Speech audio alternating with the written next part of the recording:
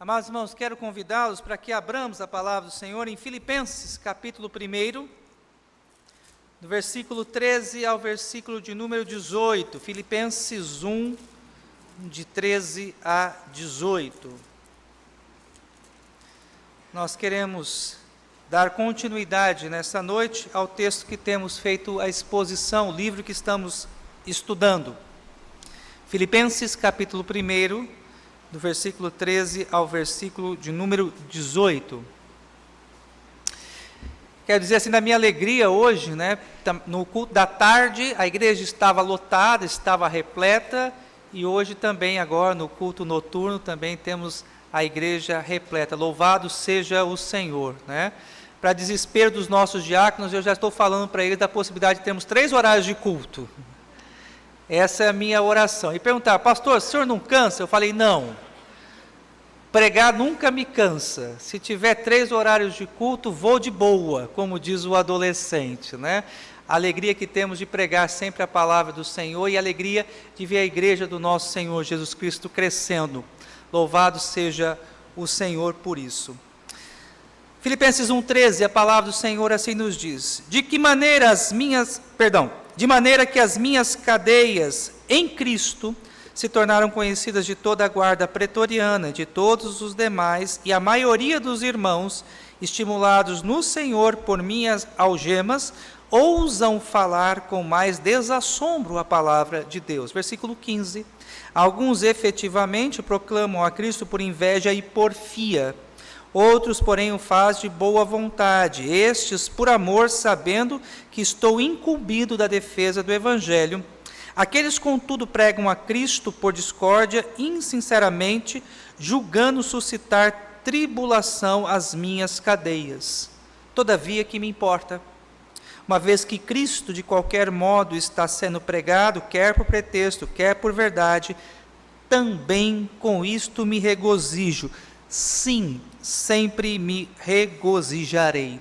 Vamos orar, pedindo ao Senhor Deus que fale ao nosso coração por meio da sua palavra. Baixe sua cabeça, feche seus olhos. Vamos orar, peça ao Senhor Deus que lhe dê entendimento da palavra que será pregada. Pai, nós acabamos de ler a tua palavra e nós sabemos, ó Deus, que somente poderemos compreender a mesma se o teu Santo Espírito iluminar as nossas mentes e corações. Peço, ó Pai, que o Senhor me dê a graça de interpretar fielmente a tua palavra, a fim de que os teus filhos que aqui estão, ó Deus, saiam convictos, ó Pai, de que o Senhor falou com eles, ó Deus. E ajuda-nos também a não sermos meros ouvintes, mas que sejamos praticantes, ó Pai, da tua palavra. Livra-nos, ó Deus, de pecar contra ti, rejeitando os teus ensinos. Livra-nos, ó Pai, de termos um coração desobediente. Fortalece-nos, ó Pai, na aplicação daquilo que ouviremos, em o nome de Jesus. Amém. Amados irmãos, o cristianismo é uma mudança de vida. E não existe cristianismo autêntico e verdadeiro sem que nós tenhamos em mente que é necessário reajustarmos alguns valores, mudarmos alguns princípios. A vida do cristão, ela é transformada quando este tem um encontro com a verdade. O próprio Senhor Jesus, Ele mesmo nos diz que aquele que quer segui-lo, deve negar a si mesmo e tomar também a sua cruz. A partir do momento em que nós ingressamos nas fileiras do discipulado, nós nos tornamos alunos. E nós precisamos entender que a partir desse momento nós não vivemos mais conforme as nossas próprias ideias, conforme os nossos próprios valores, conforme aquilo que nós julgamos ser certo. Nós vivemos conforme a palavra. Temos uma vida pautada pela palavra de Deus. É como Paulo diz nessa mesma carta: já não sou eu quem vive, mas é Cristo que vive em mim. E é importante então, na introdução dessa nossa mensagem, que todos nós consideremos essa verdade. Não existe cristianismo sem mudança de vida. Não existe cristianismo verdadeiro sem que haja essa transformação radical. A partir do momento que nós abraçamos a nossa fé, nós temos a nossa vida direcionada pela palavra do Senhor. A mensagem de hoje tem o seguinte tema: como Deus quer que nós vivamos. Você já se fez essa pergunta? Como Deus quer que você viva? É claro que hoje à noite eu não vou responder exaustivamente essa questão, eu apenas quero oferecer 3 pressuposições básicas à luz desse texto, sobre a forma como Deus quer que eu e você vivamos. Em primeiro lugar, se você puder anotar, anote essa verdade: Deus quer que eu e você aproveitemos as oportunidades para pregar o Evangelho. Vou repetir. Deus quer que eu e você aproveitemos as oportunidades para pregar o Evangelho. E eu fundamento essa minha tese, por favor, acompanhe no versículo de número 13, quando Paulo diz: de maneira que as minhas cadeias, e a gente aqui precisa fazer uma pausa para entender o que Paulo está falando aqui. Paulo, ele ficou preso 2 anos em Roma. Ele ficou em uma casa, e nessa casa ele cumpriu uma pena domiciliar. Ele tinha constantemente um guarda que o guardava, que ali, podemos dizer, o assegurava, evitando que assim ele fugisse daquele lugar. Por 2 anos, Paulo foi impedido de visitar as igrejas. Por 2 anos, Paulo foi impedido de fazer as suas viagens missionárias. Paulo se viu ali limitado, impossibilitado de pregar nas cidades, nas sinagogas, nos lugares aonde outrora ele estava acostumado a pregar. Continuemos o texto. De maneira que as minhas cadeias em Cristo se tornaram conhecidas de toda a guarda pretoriana e de todos os demais. O ponto que eu chamo a sua atenção aqui à luz desse texto é que Paulo, ele não ficou reclamando, ele não ficou lamentando, ele não ficou murmurando ali preso, e nem tampouco desgostoso com Deus, mas ao invés de ficar lamentando, murmurando e até chateado com aquela situação, vendo os seus planos frustrados, ele aproveitou aquela oportunidade e pregou o Evangelho. Ele não cerrou os seus lábios, ele não ficou reclamando da vida, mas antes, mesmo preso, ele fez com que o Evangelho de Cristo Jesus fosse conhecido. E eu destaco aqui, meus amados irmãos, os 2 grupos sociais que Paulo alcançou. E eu afirmo a vocês, meus amados irmãos, que provavelmente, pelos meios ordinários, pela evangelização comum, jamais esses 2 grupos seriam alcançados se Paulo não tivesse sido preso. Primeiro, Paulo, por causa da sua prisão, ele alcançou a guarda pretoriana. E o que vem a ser a guarda pretoriana, que nós vimos no versículo 13? Era a guarda do imperador, eram os soldados de elite do imperador romano. Nós não sabemos o porquê o Império Romano deslocou essa guarda tão seletiva, tão seleta, melhor dizendo, para cuidar de Paulo. Mas o ponto que eu destaco aqui é que os melhores soldados, os mais habilidosos soldados e os mais influentes soldados na sociedade foram deslocados para cuidar do apóstolo Paulo. E cada soldado pretoriano, ele cumpria um turno de 6 horas. E provavelmente, durante um dia, 4 soldados cuidavam de Paulo. E esses 4 soldados que passavam o dia cuidando de Paulo, ouviam do Evangelho. Então imagine em 2 anos quantos soldados passaram ali, cumprindo o seu turno. E quantos soldados ouviram o Evangelho por meio do apóstolo Paulo. De tal forma que por toda a guarda pretoriana ouviu-se falar de Cristo Jesus pela mediação do apóstolo Paulo. Um segundo grupo que me chama a atenção, porque no versículo 13 diz, a guarda pretoriana e todos os demais. E a gente precisa aqui fazer uma pergunta ao texto. Quem são esses os demais? No capítulo 4, versículo 22, Filipenses 4, 22, a palavra do Senhor assim nos diz, todos os santos vos saúdam, especialmente os da casa de César. O Evangelho chegou ao palácio do imperador. O Evangelho alcançou a mais alta classe da sociedade romana. A aristocracia romana ouviu falar de Cristo Jesus. Se Paulo não tivesse sido preso, provavelmente os ricos de Roma jamais teriam conhecimento do Evangelho. Mas aprove Deus, na sua infinita sabedoria, encerrar ali o apóstolo Paulo, permitindo que durante esses 2 anos ele pregasse o Evangelho à guarda pretoriana, e a guarda pretoriana então levasse o Evangelho às mais altas classes da cidade de Roma. Paulo aproveitou a oportunidade.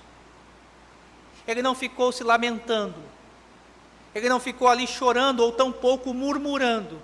Pelo contrário, ele ali aproveitou a oportunidade para pregar o Evangelho, e por causa disso o Evangelho alcançou a elite romana. Eu sei que quando acordamos pela manhã, dificilmente a gente pensa em evangelizar alguém, né? Via de regra, quando a gente acorda pela manhã, a gente fica pensando nos nossos compromissos, aquilo que a gente tem que fazer, as contas que precisamos pagar, as responsabilidades que temos para com os nossos filhos, aquilo que é nosso dever e a nossa responsabilidade cumprir durante o dia. Mas eu gostaria nessa noite, meus amados irmãos, lançar a vocês um desafio. Eu gostaria que pela manhã nós pudéssemos acordar e fazermos a seguinte oração diante do Senhor. Ela é breve, ela é simples, ela é objetiva e direta. Senhor, me dê a oportunidade de falar de Jesus para alguém. Senhor, não deixe que passe a oportunidade pela minha vida. Não permita, Senhor, que eu venha a perder uma oportunidade de falar do Teu amor. Peça ao Senhor que lhe ajude a você aproveitar as oportunidades. Outro ponto que eu destaco: dificuldades, problemas, adversidades, tempestades que nós enfrentamos, não nos justificam o nosso calar, não justificam a nossa inércia diante da responsabilidade que eu e você temos de pregar o Evangelho. Às vezes a gente costuma se justificar. Mas eu estou passando por tantos problemas, eu estou enfrentando tantas lutas, eu não tenho condições, eu não tenho cabeça, agora eu não estou no melhor momento para pensar em evangelizar ninguém, porque eu tenho muita luta, tenho muita dificuldade. Olhe para a vida de Paulo. Pense no contexto aqui do autor dessa epístola. Ele tinha todos os motivos, humanamente falando, para reclamar. Afinal, ele estava envolvido com a pregação do Evangelho. O seu desejo era ir para a Espanha pregar o Evangelho. Aprove quando ele chegou a Jerusalém para ajudar os necessitados da igreja. Ali em Jerusalém ele é preso. Ele vai para Roma não como missionário, mas como prisioneiro. Todos os seus planos ali se veem frustrados, todas as suas expectativas ali, ele se vê perdido, mas ao invés de reclamar, de chorar, de lamentar, o apóstolo Paulo ele aproveita a oportunidade para falar de Jesus. Eu creio que nós precisamos, meus amados irmãos, nos envergonhar das oportunidades que a gente perde na nossa vida de falar de Jesus. E eu estava preparando essa mensagem aqui, e em determinado momento me deu uma tristeza profunda no coração. Comecei a pensar em quantas viagens eu fiz, e muitas vezes tomei um livro para ler e deixei de falar de Jesus para quem estava do meu lado. Quantas pessoas muitas vezes começaram até mesmo a puxar um assunto, querer iniciar uma conversa, e eu preocupado com outras coisas, deixei de aproveitar a oportunidade que Deus me deu de falar do seu amor para aquela pessoa. Pois bem, meus amados irmãos, é como nós falamos no início dessa pregação. A partir do momento em que nós abraçamos a fé em Cristo Jesus, nós já não vivemos para nós mesmos, mas nós passamos a ter uma nova visão do mundo, nós passamos a ter outros valores e outras prioridades. E à luz desse texto, eu e você somos desafiados nessa noite a entender que a evangelização deve ser prioridade em nossa vida. Façamos um compromisso com Deus. Eu creio que a pregação ela precisa ser prática, eu creio que a pregação ela precisa ser desafiadora. Façamos um compromisso com Deus nessa noite. Saiamos daqui com um propósito resoluto em nosso coração. Senhor, eu não quero mais perder as oportunidades. Não permita, Senhor, que eu peque sendo covarde, que eu tenha vergonha, que eu venha me calar, que eu venha fugir da responsabilidade. Senhor, livra-me deste pecado. Mas que o Senhor me dê graça, ousadia, firmeza na fé, para falar do teu amor e da verdade que está em Cristo Jesus.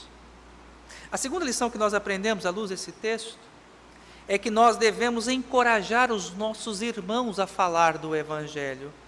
Eu e você devemos encorajar os nossos irmãos a falar do Evangelho.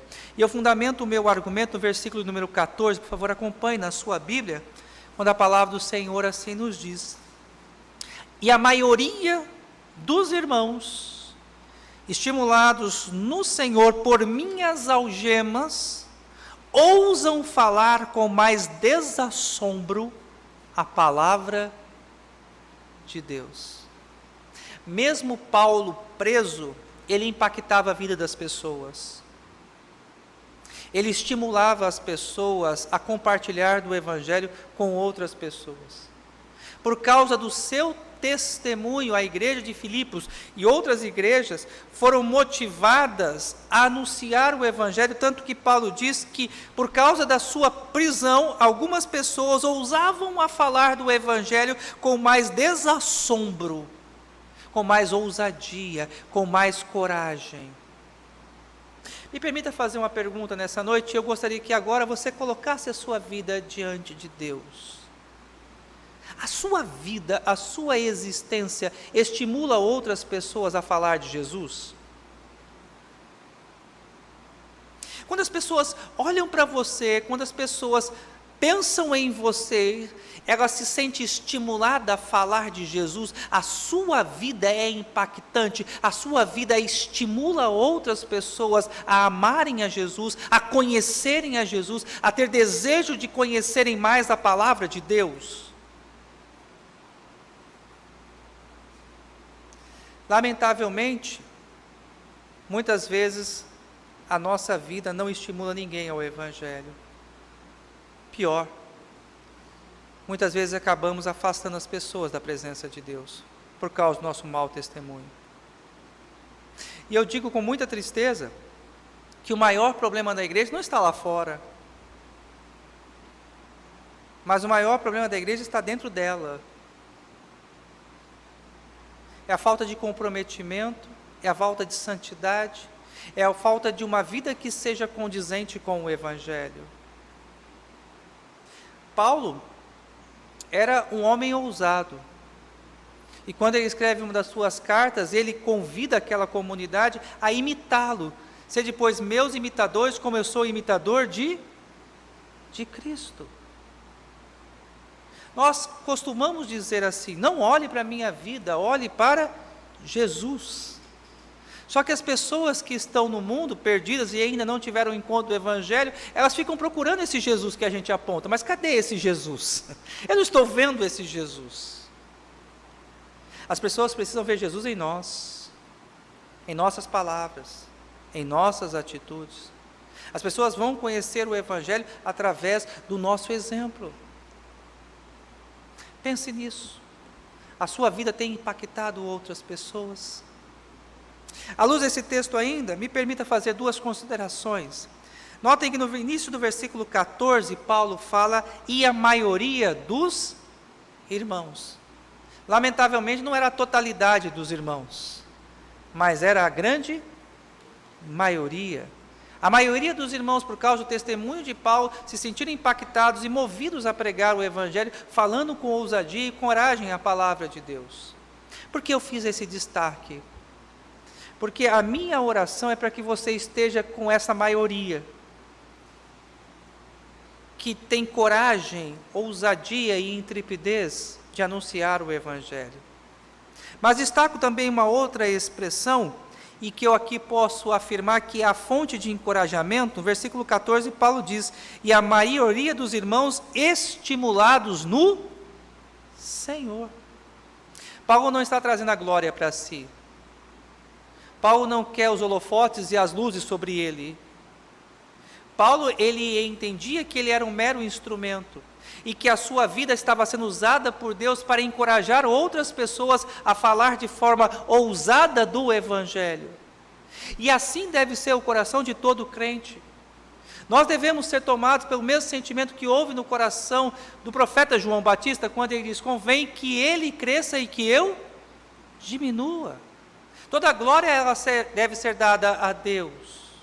Nós somos meros instrumentos na mão do Redentor, a fim de que as pessoas possam conhecer o Evangelho e terem uma vida transformada, impactando outras pessoas também para conhecer dessa graça que um dia nos alcançou. A nossa vida precisa ser cativante, a nossa existência precisa ser marcante.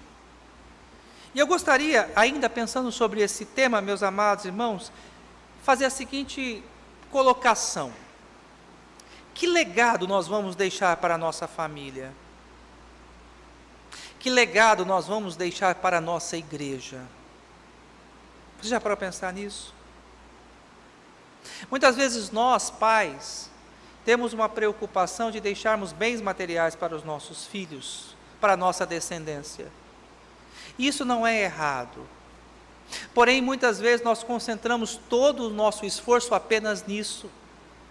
E nos esquecemos que o maior legado e a maior herança que podemos deixar para os nossos filhos é o nosso testemunho, é a nossa fé. E é interessante que as nossas atitudes, as nossas palavras, os nossos gestos marcam mais os nossos filhos do que qualquer condição econômica e financeira que nós possamos deixar para eles. Lembre-se disso. Eu sei que a nossa sociedade não acredita nisso. Eu sei que no contexto que nós estamos inseridos, isso não é valoroso. Mas eu e você precisamos entender que a nossa vida é pautada pela palavra do Senhor, e pela palavra do Senhor, a maior herança que podemos deixar para os nossos filhos é o nosso testemunho, é termos uma vida cativante, que venha estimular os nossos filhos a falar do amor de Cristo a todos aqueles que estão perdidos. A nossa vida, meus amados irmãos, deve encorajar a outros para a glória de Cristo Jesus. E em terceiro e último lugar, como Deus quer que eu e você vivamos? Mantendo um coração saudável. Deus quer que nós mantenhamos o nosso coração saudável. E eu fundamento isso, meus amados irmãos, do versículo 15 ao versículo número 18, eu vou ler de novo, e eu peço por favor que você acompanhe esse texto. Paulo diz: alguns efetivamente proclamam a Cristo por inveja e porfia, outros porém o fazem de boa vontade, estes por amor, sabendo que estou incumbido da defesa do Evangelho, aqueles contudo pregam a Cristo por discórdia, insinceramente, julgando suscitar tribulação às minhas cadeias. Versículo 18: todavia, que importa? Uma vez que Cristo de qualquer modo está sendo pregado, quer por pretexto, quer por verdade, também com isto me regozijo, é aqui que eu fundamento o meu argumento, sim, sempre me regozijarei. Mais uma vez, nós encontramos, humanamente falando, razões para que Paulo estivesse aborrecido. Além de preso, impedido de fazer as suas viagens, limitado, ele via que algumas pessoas estavam pregando o Evangelho por motivos ignóbeis, indignos. E ele poderia ali irar-se com tudo isso. Mas Paulo, ele não o faz. Eu quero destacar aqui, meus amados irmãos, à luz desse texto, pelo menos 5 motivos indignos que Paulo menciona aqui, que algumas pessoas estavam pregando o Evangelho. Alguns estavam pregando o Evangelho por inveja, porque Paulo pregavam, queriam pregar também, porque fulano pregavam, queriam pregar também. O que motivava o coração desses era a inveja.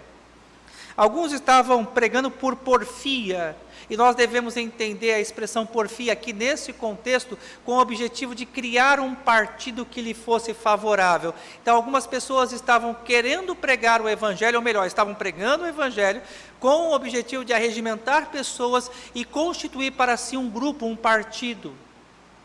Outros estavam pregando o evangelho por discórdia, tinha alguns pontos pequenos de teologia conflitante e estavam, por causa desses pontos pequenos, criando uma discórdia dentro da igreja.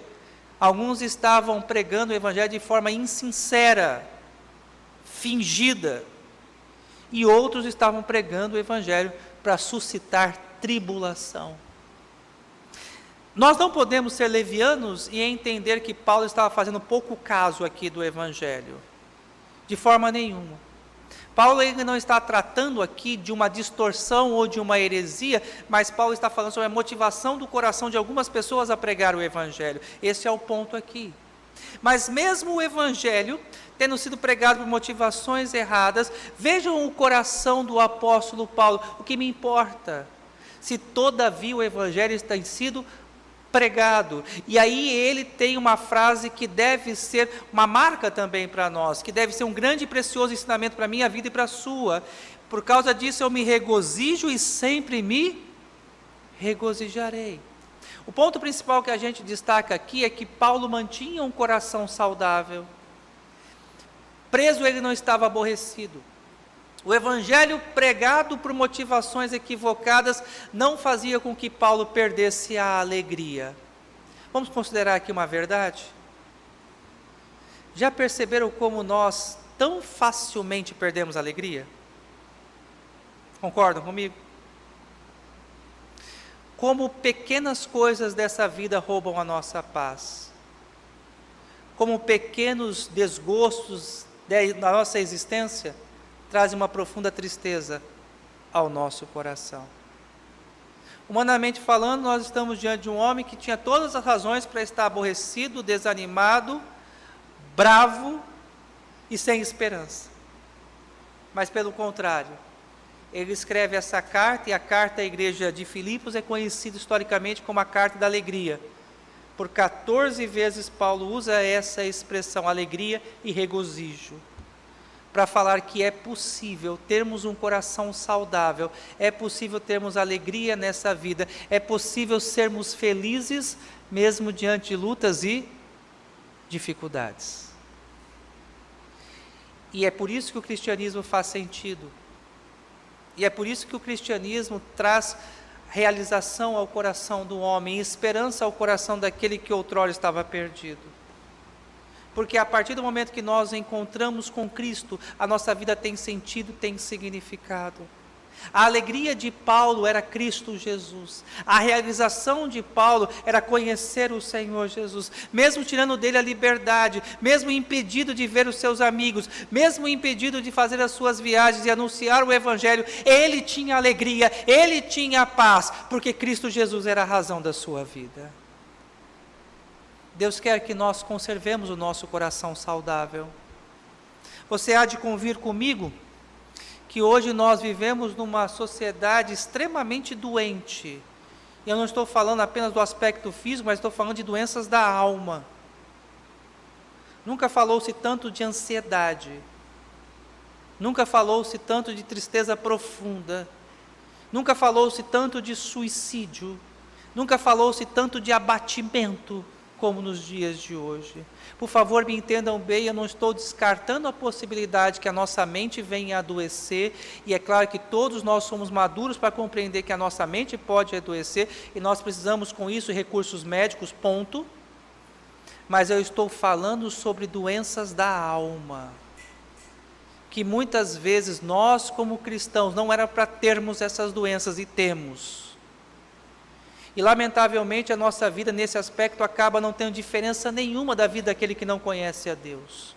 Não tem diferença nenhuma da vida do incrédulo. Jesus mesmo disse: eu vim para que tenham vida e vida em abundância.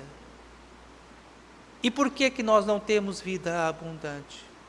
Porque nós insistimos em corrermos em coisas deste mundo, buscarmos os prazeres dessa carne, corremos atrás daquilo que o mundo nos oferece, para trazer algo que venha preencher esse vazio dentro de nós. E eu preciso fazer a você um alerta. Por mais que você se esforce em buscar a felicidade nas coisas que esse mundo tem para te oferecer, você nunca será pleno e satisfeito. realização completa, sentido e significado, paz no coração, nós só encontramos em Cristo Jesus. E é por isso que Paulo, em Filipenses 4, por gentileza, acompanhe, versículos 12 e 13, diz o seguinte: tanto sei estar humilhado, como também ser honrado, em tudo e em todas as circunstâncias, já tenho experiência tanto de fartura como de fome, assim de abundância como de escassez, tudo posso naquele que me fortalece. Esse é um versículo que muitas vezes já se tornou um tipo de mantra nas igrejas evangélicas. Uma declaração positivista. Você tem um problema e você declara, tudo posso naquele que me fortalece, e o seu problema vai embora. Mas não é isso que o texto ensina.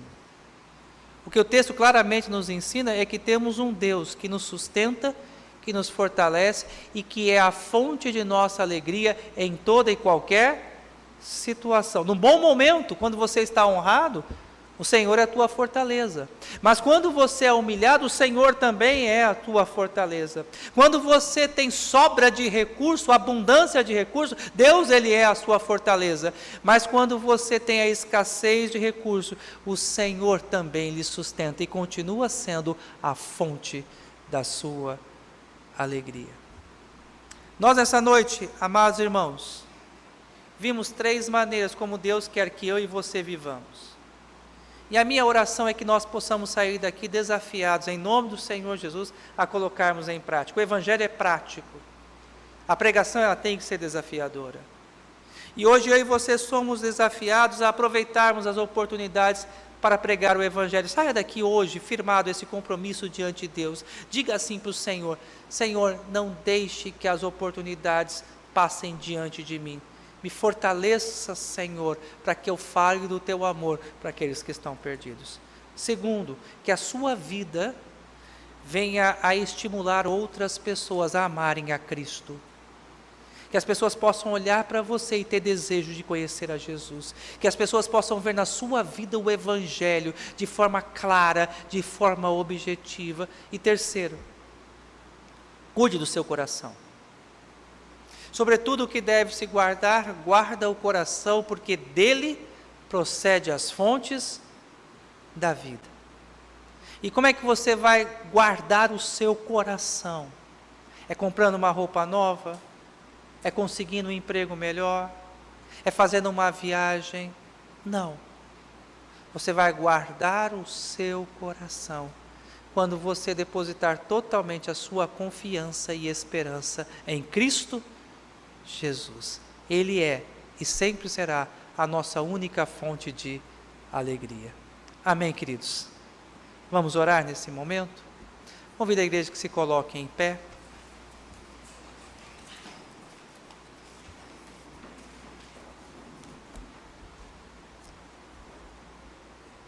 Eu queria que você participasse mesmo dessa oração. Eu queria que você falasse com Deus.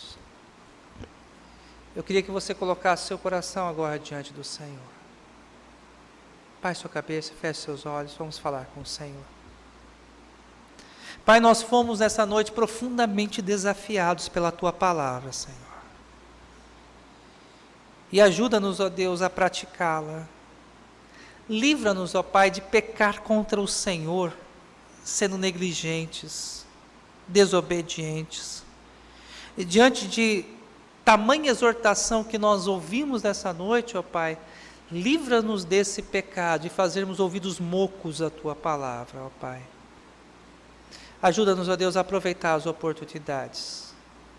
Quer na escola, no trabalho, no vizinho, em casa, onde quer que estejamos, no mercado, na feira, no banco, em qualquer lugar, Senhor, nos deixa, ó Pai, aproveitar a oportunidade. Não permita que percamos estas, ó Deus. Nós queremos falar do Teu amor, compartilhar, ó Deus, da Tua verdade. Não permita que sejamos covardes, envergonhados e omissos, mas antes, ó Pai, dá-nos nessa noite um espírito de ousadia, de intrepidez e de coragem, Senhor, para falarmos, ó Pai, de forma firme e convicta a tua palavra àqueles que estão perdidos. Ajuda-nos, ó Deus, a termos uma vida que possa estimular outras pessoas a conhecer o teu evangelho. Que a nossa vida, a nossa existência, Senhor, possa impactar esta igreja, possa impactar a nossa família, a nossa cidade, Senhor. Que através do nosso testemunho, outras pessoas possam também vivenciar da graça, da sublimidade, ó Deus, da tua palavra, Senhor. Usa, Senhor, as nossas vidas.